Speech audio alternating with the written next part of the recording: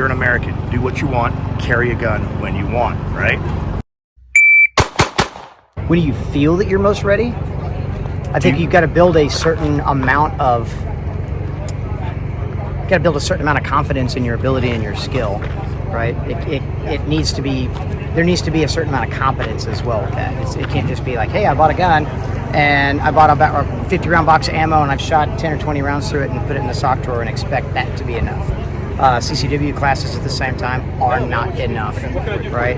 They barely even toe the line to Where are we going? acceptable in most cases. So, and I don't think there's such a thing as like getting too much training or being trained or prepared enough. Okay, so you can't go too much, but we don't all have all of our life to train. We don't get paid to do it. So is there a minimum standard of performance? You said vet your gear, and that's great. Is there a standard that you would say, hey, this is for my wife, my mother, my kids. I want you guys to be able to do this thing. I think, honestly, just application of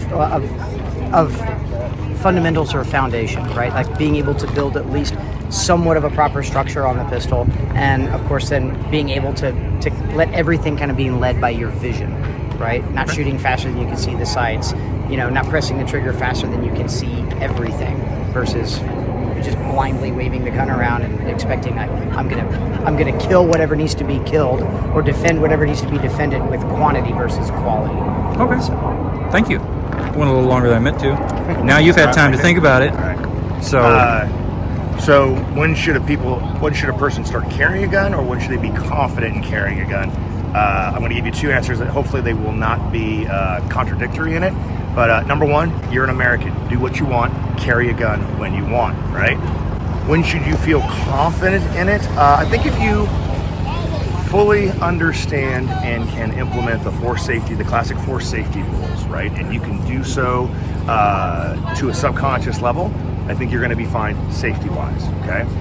Performance-wise, in order to carry the gun, I think, and this is going to be strange coming from me, I think people overestimate the needed performance for a self-defense type of thing. Now, again, you always need the more skill you need a surplus of skill, because you never know who that guy is, right? Or that gal is. That being said, I think a good rule of thumb, and that I don't think I've ever met someone that didn't at least fit the description of competent, right? Where they could draw at 5 rounds, put 5 rounds in an 8-inch circle, right? And then safely holster. If you can do that, I think you're fine.